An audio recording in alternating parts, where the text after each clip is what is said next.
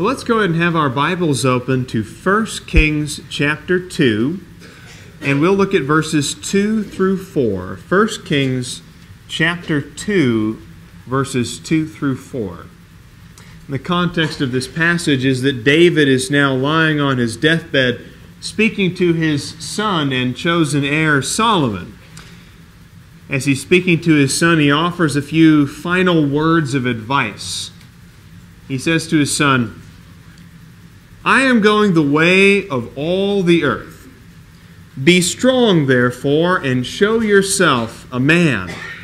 Keep the charge of the Lord your God, to walk in his ways, to keep his statutes, his commandments, his ordinances, and his testimonies, according to what is written in the law of Moses, that you may succeed in all that you do and wherever you turn, so that the Lord may carry out his promise which he spoke concerning me, saying, if your sons are careful of their way, to walk before me in truth with all their heart and with all their soul, you shall not lack a man on the throne of Israel."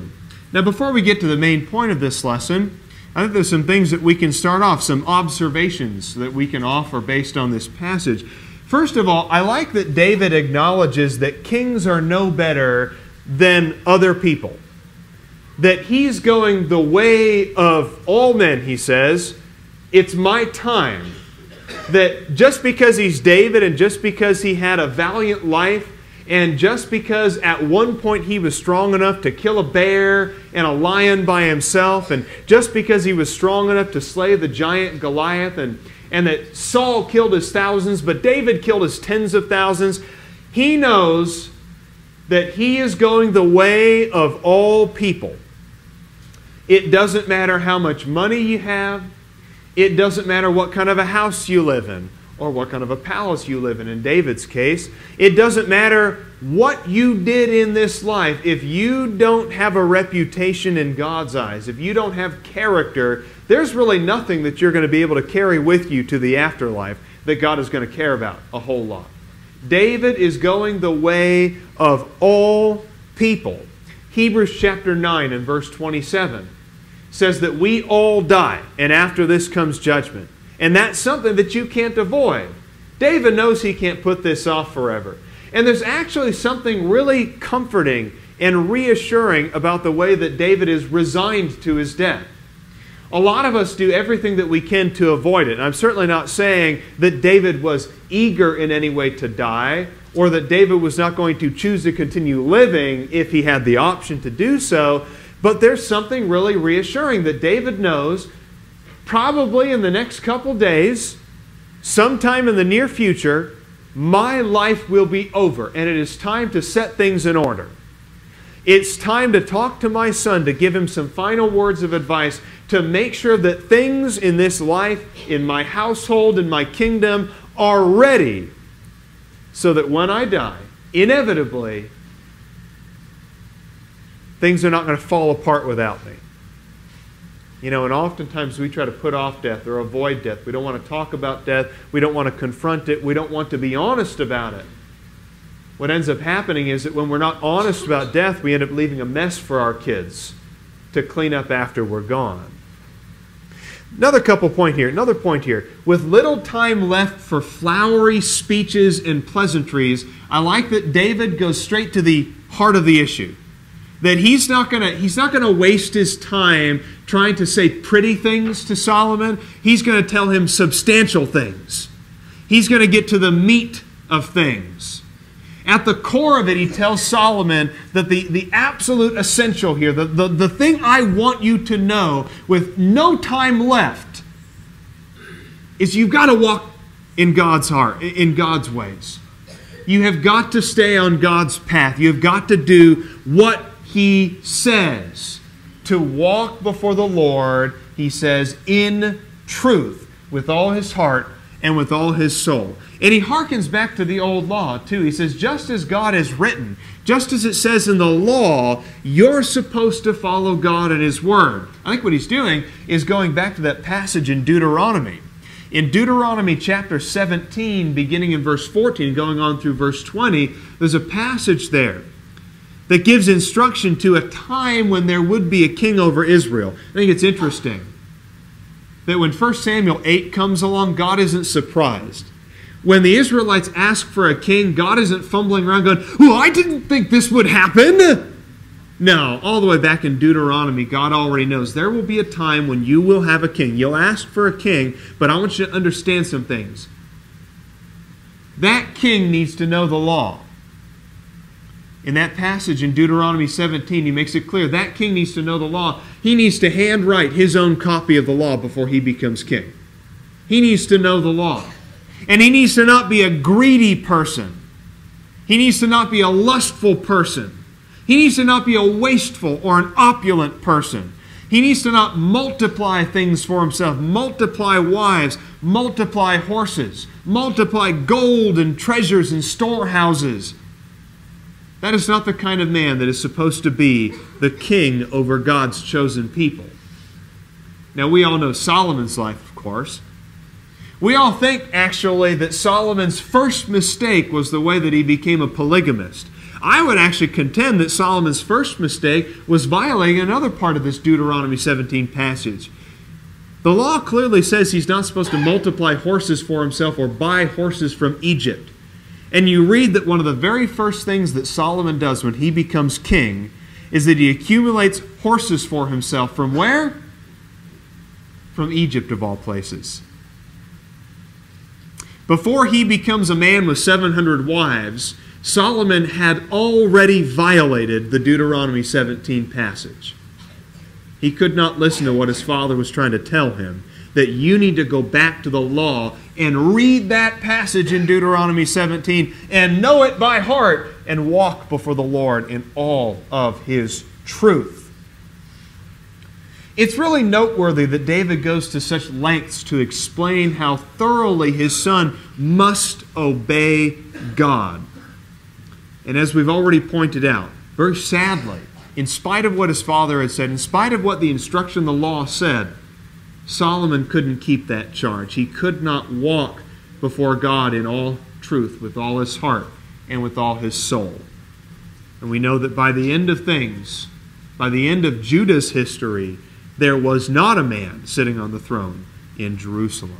Now, in particular in this lesson, this is really where I really want to get to the heart of things here, is I want to focus on a phrase that David uses in speaking to his son Solomon, where he says, "Be strong, therefore, and show yourself a man." You know, when I read this passage, I wonder, what was it about David that makes him qualified to teach us about being a man?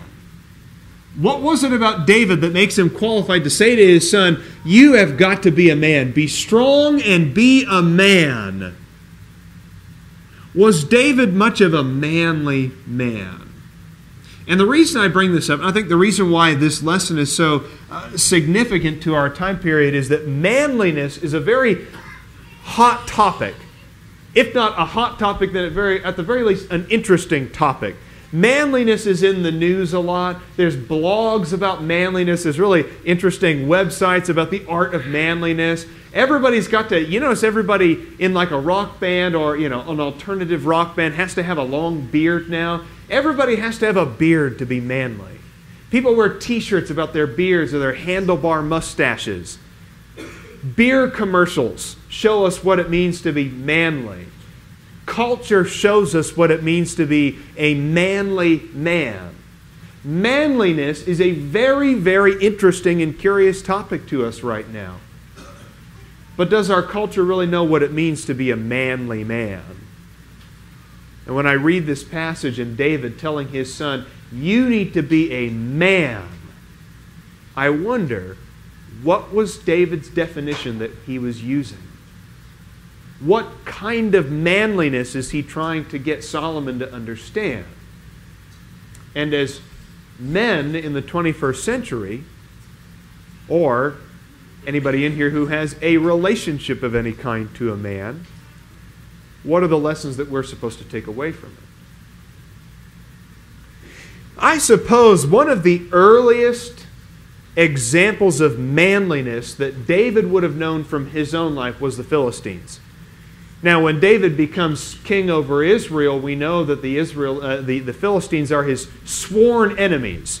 The Philistines give him trouble for many, many years into his reign. And he is known by the Philistines as quite a villain from their perspective. And yet, as a young man, David would have seen examples of the Philistines. He would have seen them as, within the context of their time period, as really the paragon of manliness. So what was it that David might have seen about the Philistines that would have shown him manliness? Let's go to 1 Samuel chapter 4. And in 1 Samuel chapter 4, notice a story. I suppose at this point in David's life, he would have been a very, very young man, possibly not even born yet. But even if he wasn't alive during 1 Samuel chapter 4 and the events therein, there still would have been a really, really fresh memory in the minds of the Israelites. His contemporaries, his father and his grandfathers and their contemporaries would have probably told this story to David as a youth. Let's begin here in verse 1 of 1 Samuel chapter 4.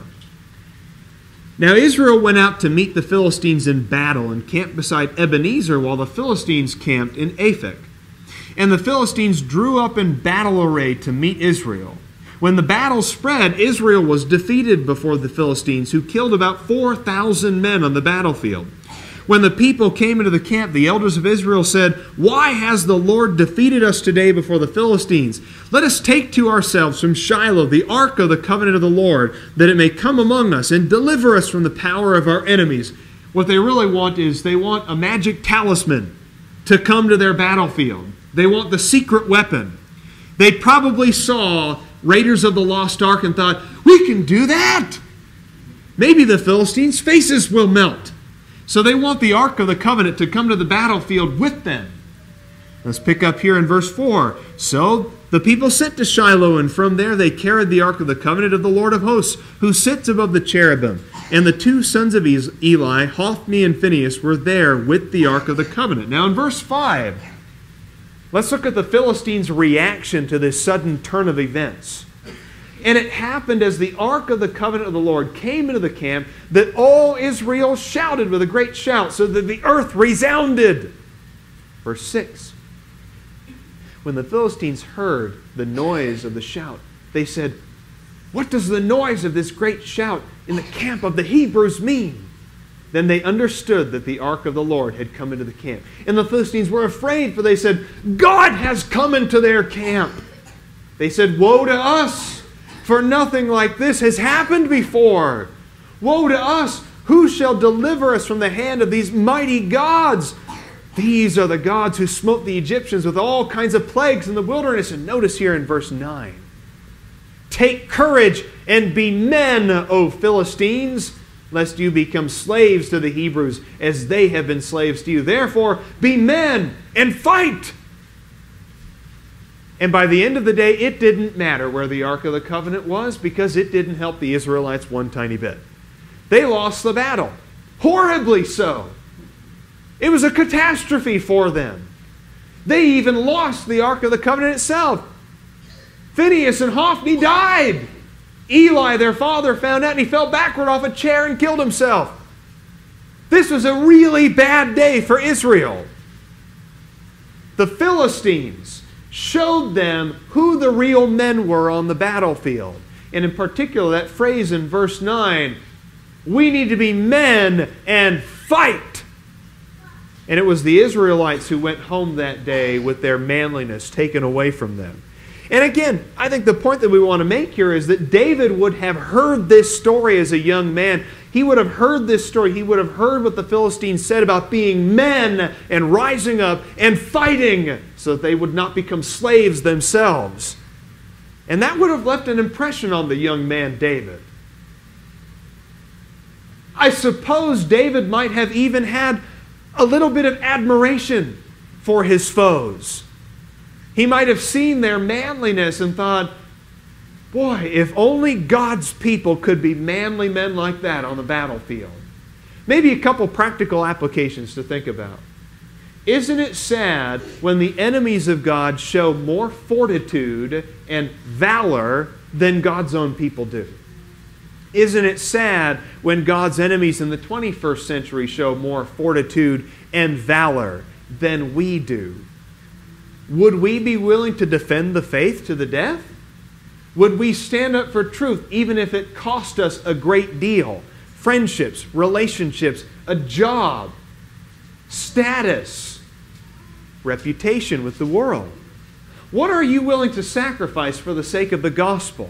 What are you willing to give up to be a valiant warrior for the faith? I'll tell you what, there are some enemies of the gospel who I admire a great deal. Not because of what they believe in, not because of what they stand for, but because they give themselves 100% to their cause. There are atheists who would die for atheism. There are cult leaders who will commit suicide because of their psychotic beliefs.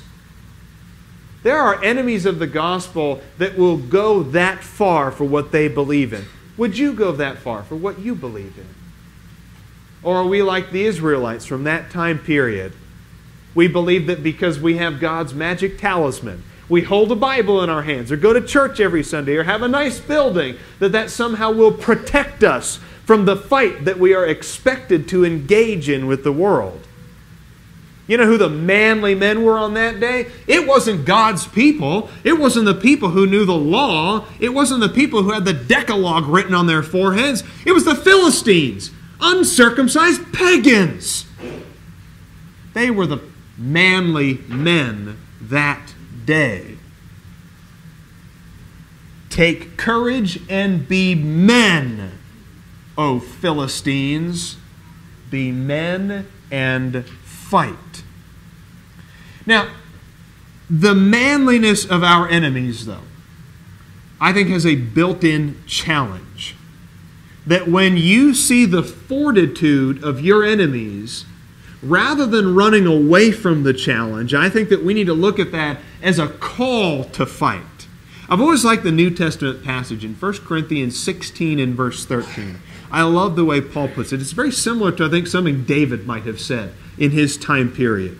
He says, be on the alert, stand firm in the faith, act like men, and be strong. Now I want to make sure that we understand, this isn't just a lesson for men. Okay, there's certainly plenty of lessons, plenty of spiritual applications for any woman as well, children included. So this isn't just a lesson for men, but I don't want to make any kind of false advertisement here. My primary concern is with men in this lesson. Because men are on the defensive in our culture. Men are on the defensive.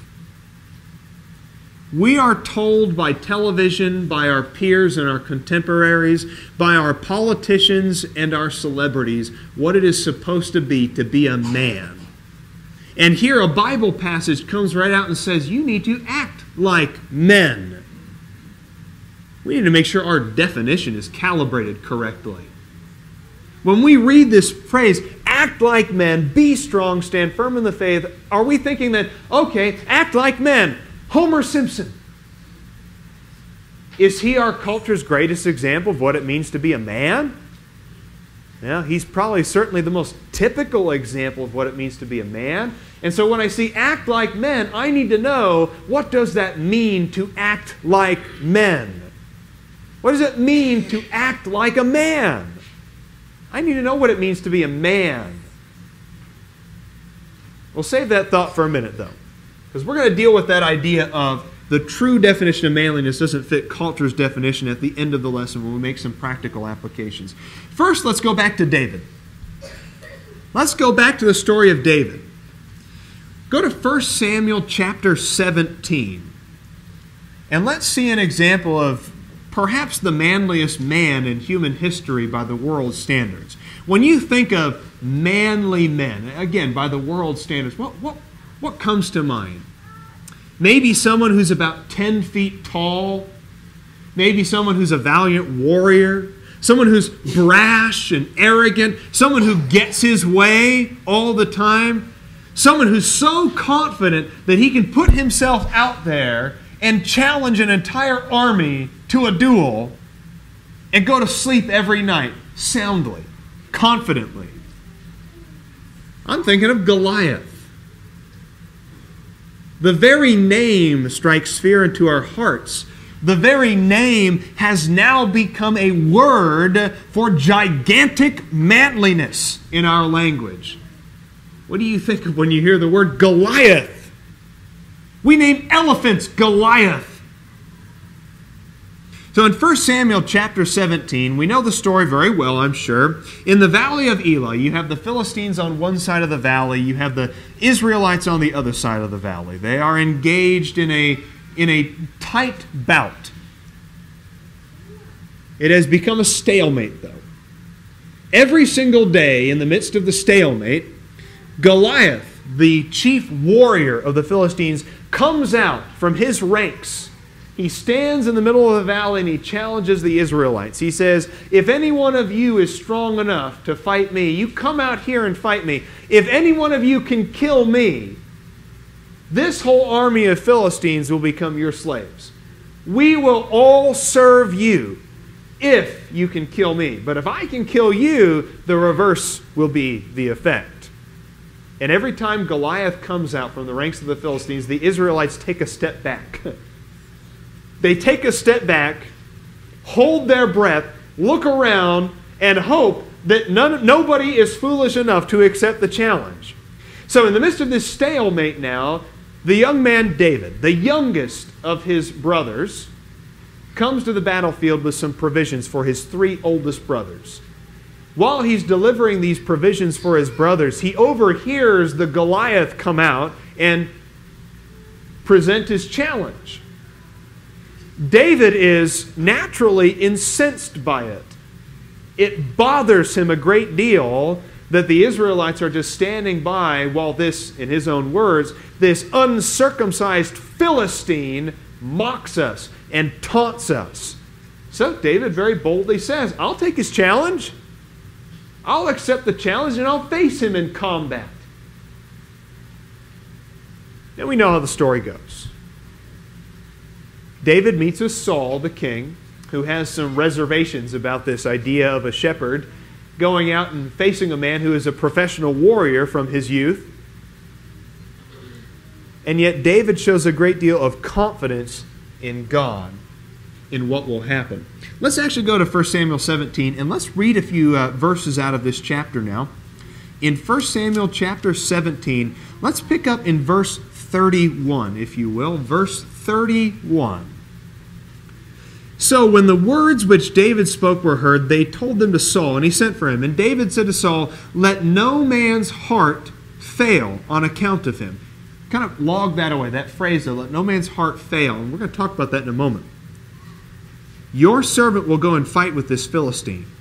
Saul said to David, you are not able to go against this Philistine to fight with him, for you are but a youth, while he has been a warrior from his youth.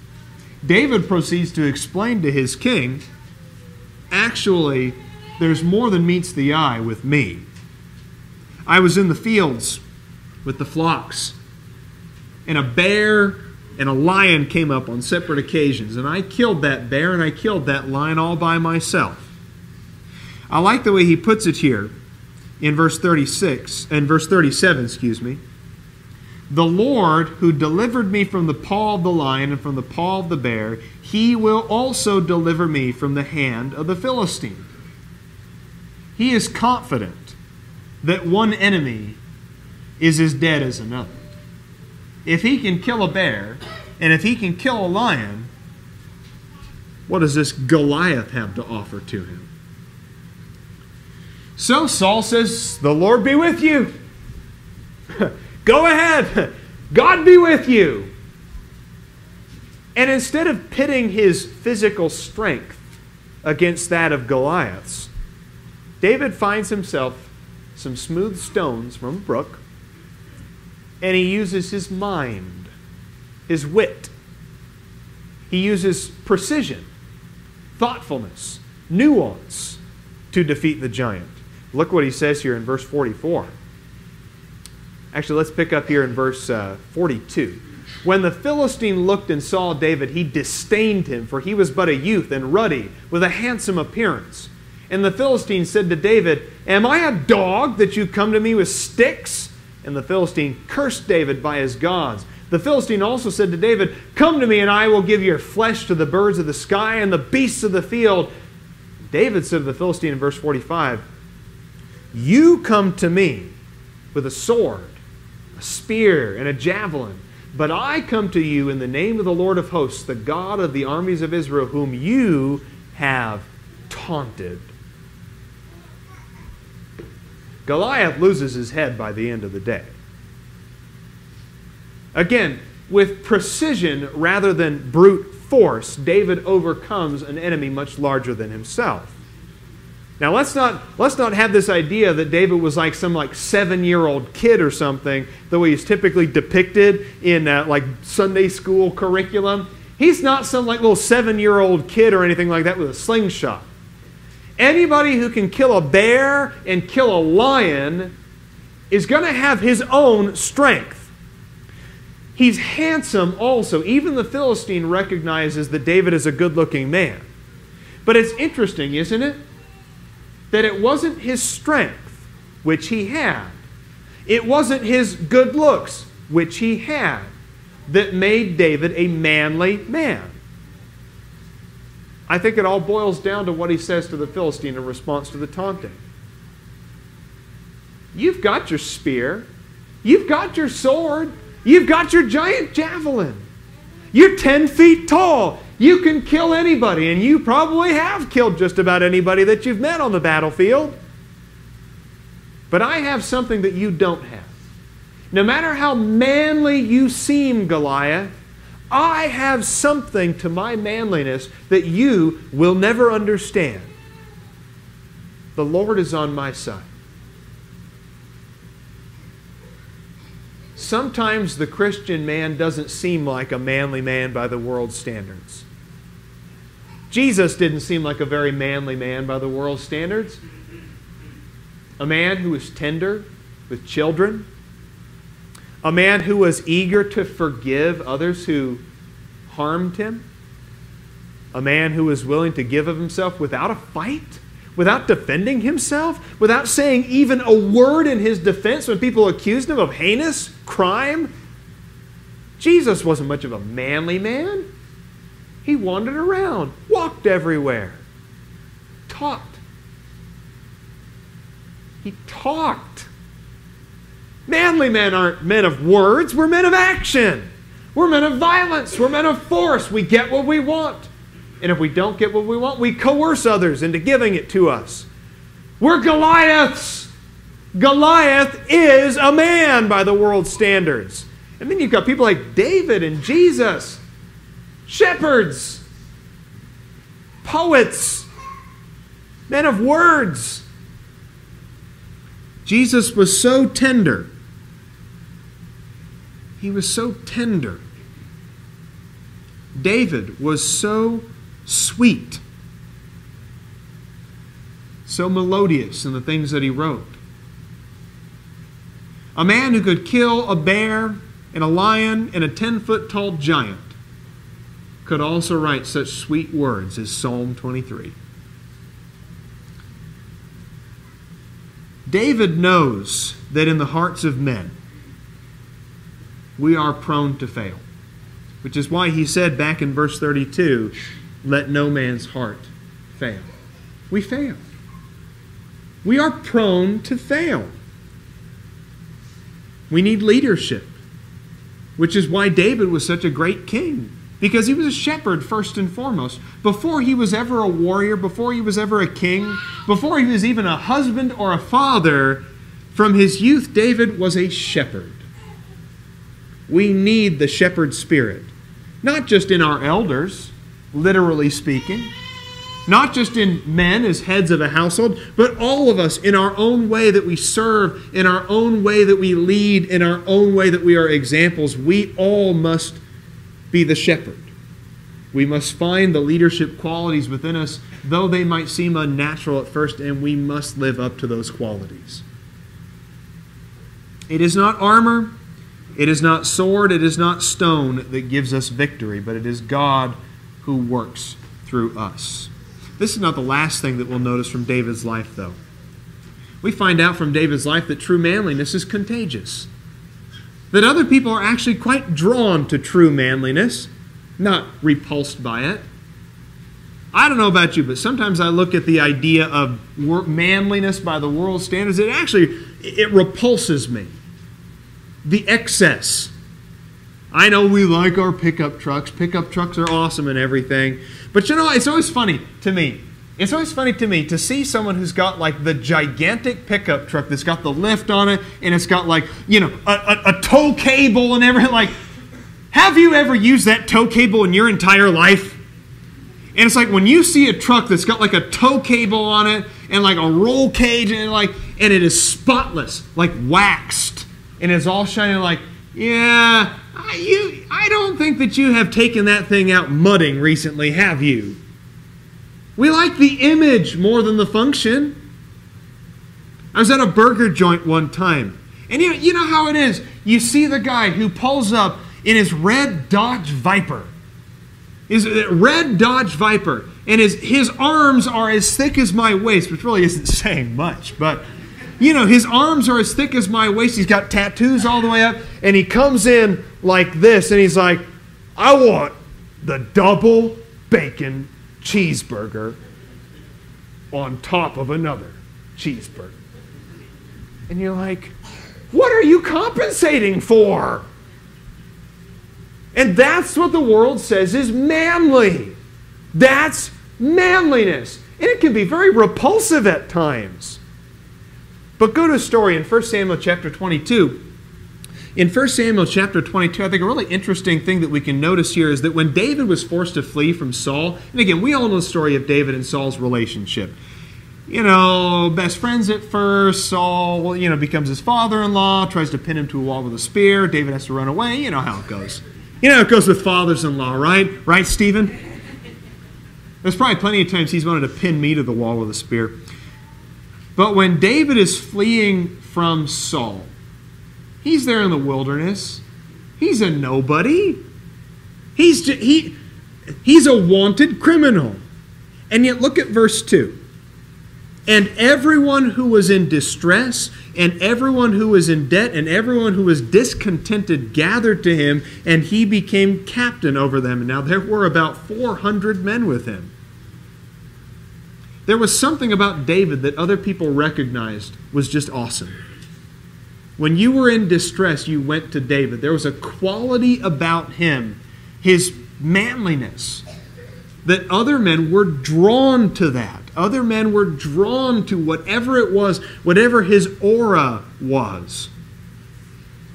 There's a kind of manliness that's repulsive, that's grotesque, it's overdone, it's inflated, it's fake, it's superficial. But there's another kind of manliness that makes other men go, I need to be around people like that. I need to learn from people like that. I need to follow a person like that. That is a leader, and that is a man.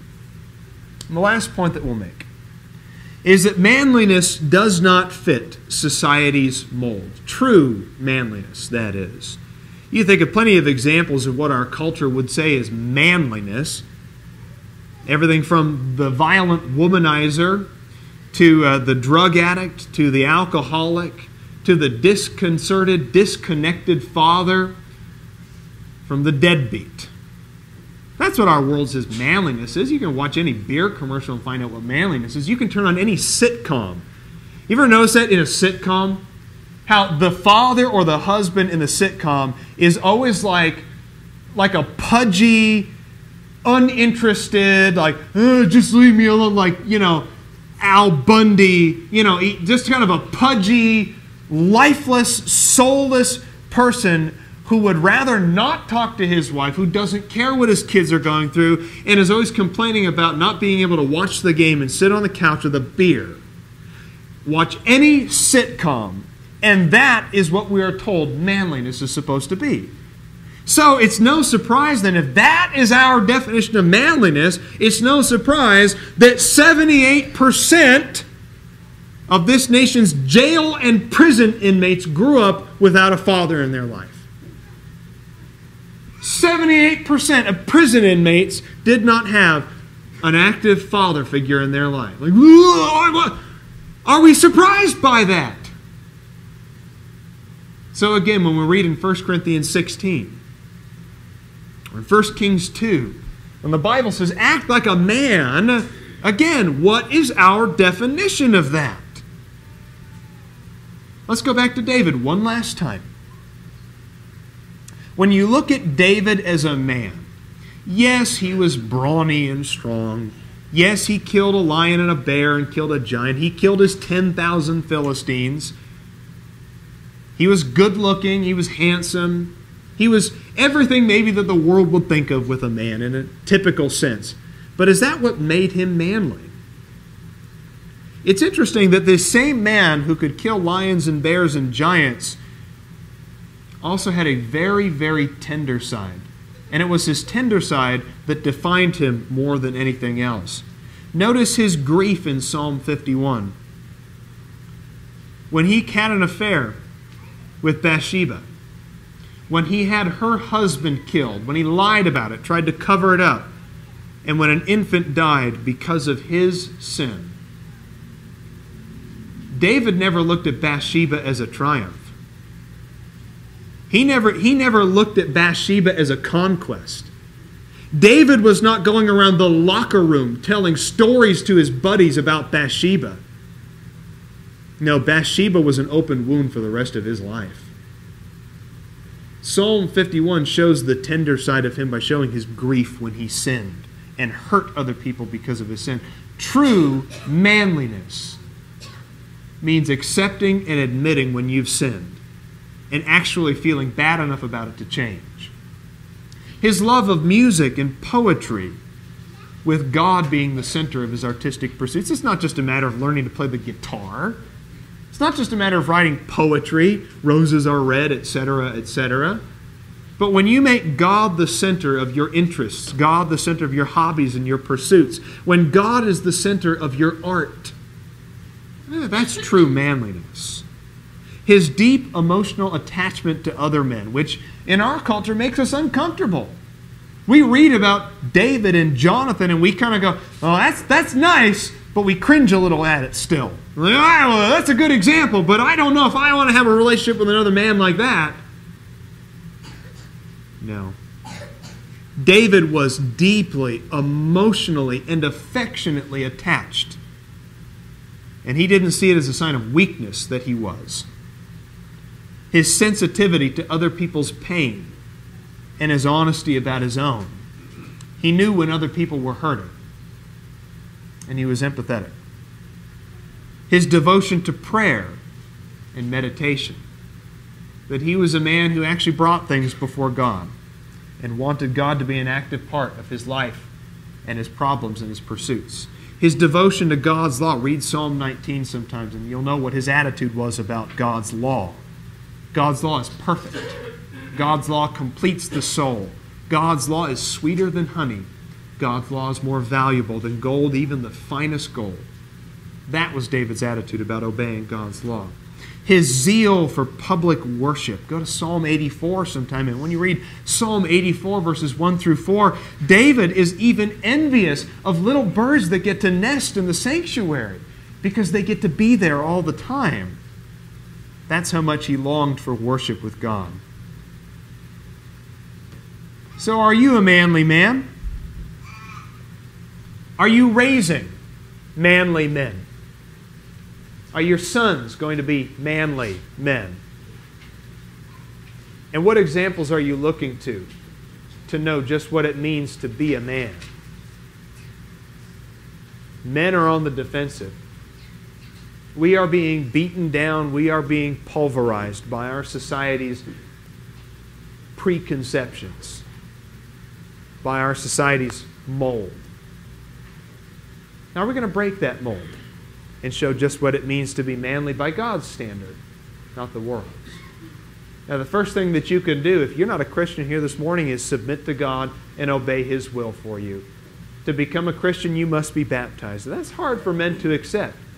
It's hard for men to stand before other people and confess Jesus as Lord. It's hard for men as well as women, but I think men have a difficult time humbling themselves to the point of accepting that they need someone else's help. You need Jesus more than anything else. So if you have any need at all this morning, then please come forward as we stand and sing.